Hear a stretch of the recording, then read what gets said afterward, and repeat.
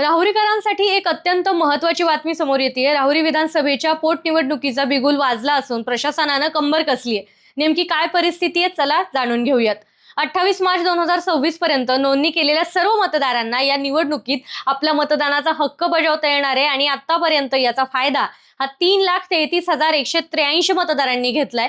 महत्त्वाचं म्हणजे संपूर्ण मतदारसंघात 374 मतदान केंद्र असणार आहेत आणि पारदर्शकतेसाठी प्रत्येक केंद्रावर हे वेबकास्टिंग केलं जाणार आहे।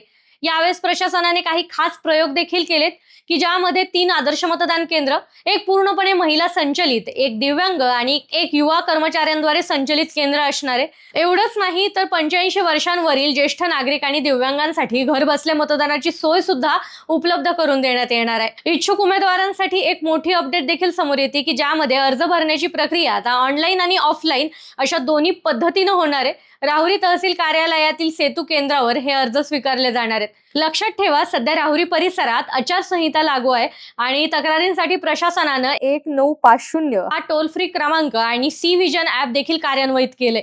आणि सर्वात महत्त्वाचं म्हणजे या रणसंग्रामाचा निकाल 4 मे रोजी रामदास धुमाळ कॉलेज राहुरी येथे जाहीर होईल।